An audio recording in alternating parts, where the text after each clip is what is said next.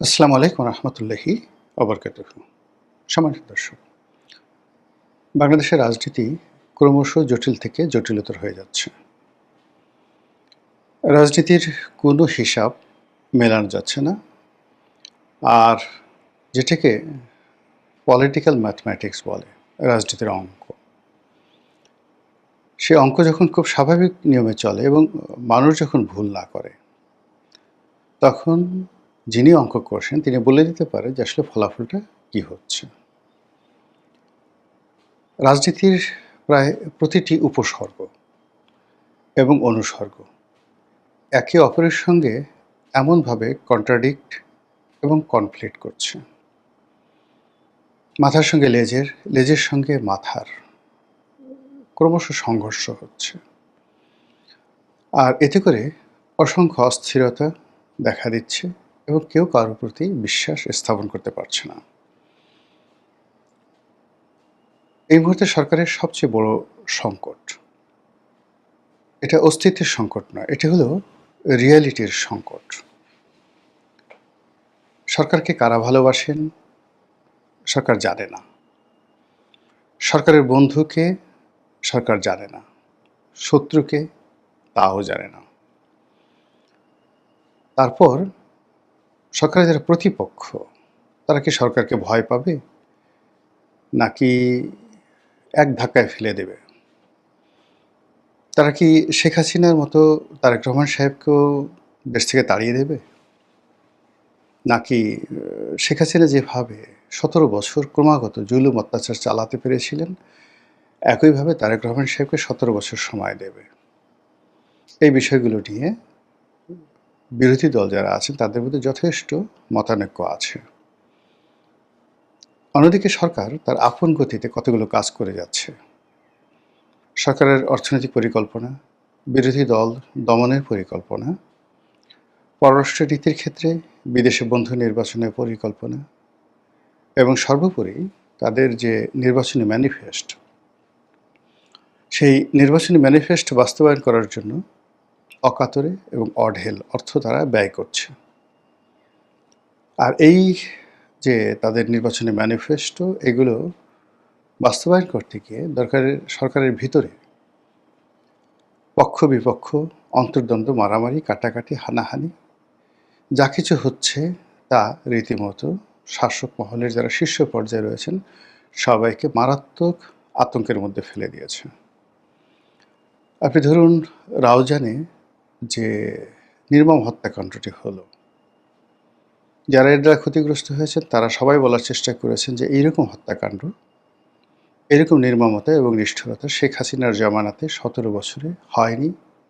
তারা আরও বলার চেষ্টা করেছেন যে এ কাজ শেখ হাসিনা সাহস পায়নি। ঠিক একই কাজ এই জমানাতে ঘটে যাচ্ছে দলীয় নেতাকর্মীদের বিরুদ্ধে। তো এই অবস্থাতে আপা মানে সাবেক প্রধানমন্ত্রী, তিনি আসছেন, তিনি আসবেন, তিনি আসার জন্য ব্যস্ততা দেখাচ্ছেন। তার নেতাকর্মীদের মধ্যে হৈ হুল্লোড় শুরু হয়ে যাচ্ছে। দেশের বিভিন্ন জায়গাতে মিছিল হচ্ছে, মিটিং হচ্ছে এবং অব্যাহতভাবে এটি বাড়তে থাকবে বলে আওয়ামী লীগের পক্ষ থেকে বলা হচ্ছে। ঠিক এই সময়টিতে সরকারের যারা বান্ধব বা এই শেখ হাসিনা তাড়ানোর যে মূল কারিগর, সেই মূল কারিগর যারা ইউনূস জমানাতে রাষ্ট্র ক্ষমতা পরিচালনা করেছে এবং তাদের মবের ভয়ে বিএনপি, আওয়ামী লীগ থেকে শুরু করে সাধারণ আমজনতা থরথর করে কেঁপেছে।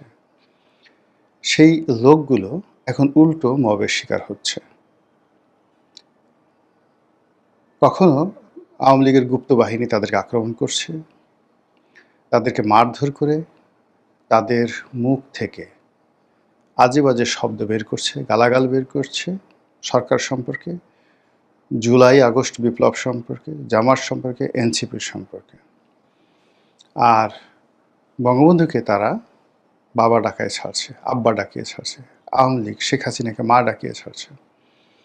তো এই যে ভিডিওগুলো বা এই কর্মকাণ্ডগুলো সারা দেশে নানাভাবে নানা রকম যাকে বলা হয় রসায়ন তৈরি করছে। অনেকের মনে আতঙ্ক দেখা দিয়েছে অনেকের মনে প্রচণ্ড ভয় দেখা দিয়েছে যে এভাবে যদি চলে তাহলে আমাদের শেষ পরিণতি কী? কীভাবে আমরা টিকে থাকব? এই যখন সরকারের অবস্থা, ঠিক সেই সময়টাতে দেশের প্রধান দুটো রাজনৈতিক দল, এখন তো আওয়ামী লীগ রাজনীতির ময়দানে না থাকার কারণে সরকারের বন্ধু বলেন, শত্রু বলেন, সরকারের বেদনা বলেন, আশা বলেন, আকাঙ্ক্ষা বলেন, সবই এনসিপি আর সবই জামাত। তো এখন সেই জামাত এবং এনসিপি যদি সরকারের সঙ্গে মিশে যায় একেবারে গোল আলুর মতো বা আলু ভর্তার মতো, তাহলে সরকারে কি হবে? আবার এই এনসিপি এবং সরকার, জামাত, এই দুটো দল যদি রাজপথ গরম করে তাহলে কি হবে? প্রথমটি হলো যে সরকারে যারা আছেন তারা কোনো অবস্থাতেই এখনও পর্যন্ত এনসিপি নামক দলটিকে, এর নেতা নেত্রীদেরকে, অথবা জামাত ইসলামী নামক দলটিকে, নেতা নেত্রীদেরকে সত্যিকার অর্থে একটি ইফেক্টিভ বিরোধী দল, শক্তিশালী বিরোধী দল এটা মনেই করে না। কাজে তারা যত হুমকি দিচ্ছে, ধামকি দিচ্ছে, এটাকে সরকার বুড়ো আঙুল দেখাচ্ছে। আবার অন্যদিকে যদি সরকার এদেরকে কাছে ডেকে নেয়, ঐক্যমত্যে সরকার করে, এদের মুখ বন্ধ করার জন্য তাদেরকে বড় বড় পদ দেয়, পদবি দেয়, এবং সেই সাবেক জমানার বিএনপি জামাত জোট সরকার অথবা একটি জাতীয় সরকার এরকম কোনো কিছু একটা শুরু করে, সেক্ষেত্রে কী হলো, দেশে এবং দেশের বাইরে নতুন করে আবার চালু হবে যে এটা আমি এবং মামুদের সরকার। এক্ষেত্রেও সরকার আসলে কোনো সিদ্ধান্ত নিতে পারছে না। ফলে সরকারের সঙ্গে এনসিপির বা বিএনপির সঙ্গে এনসিপির, বিএনপির সঙ্গে জামাতের যে পর্দার আড়ালে যে সকল কথাবার্তা হয়েছিল ইউনূস জামানাতে, সেই কথাগুলোর একটিরও বাস্তবায়ন ঘটতে দেখা যাচ্ছে না। আর এই কারণে এনসিপি এবং জামাত ক্রমশ তাদের ধৈর্য হারিয়ে ফেলেছে। তারা অনেক ক্ষেত্রে কূটনীতির আশ্রয় নিচ্ছে, অনেক ক্ষেত্রে নিজেদের যে ক্ষোভ সেটাকে তারা উগড়ে দিচ্ছে, অনেক ক্ষেত্রে তাদের সাথে যদি কারো সম্পর্ক থাকে এরকম আওয়ামী লীগের যারা নেতাকর্মী আছে তাদেরকে নানা রকম পিন্স, ডুইট, এগিয়ে যাও, আমরা আছি। এটা যে হচ্ছে না এটা কিন্তু বলা যাচ্ছে না।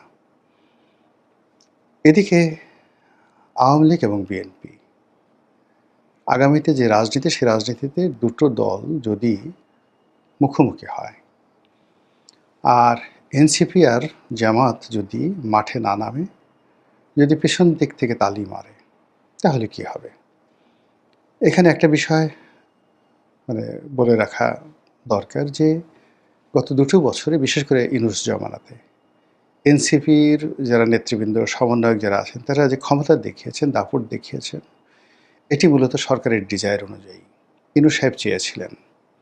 আর ইউনূস সাহেবের সেই ডিজায়ারকে পরিপূর্ণতা দেওয়ার জন্য ডিসি, এসপি, টিওনো থেকে শুরু করে সকল রাষ্ট্রের প্রশাসন যন্ত্র পুরোটাই এই সমন্বয়কদের সঙ্গে, এনসিপির সঙ্গে, জামাতের সঙ্গে তারা খেলেছে।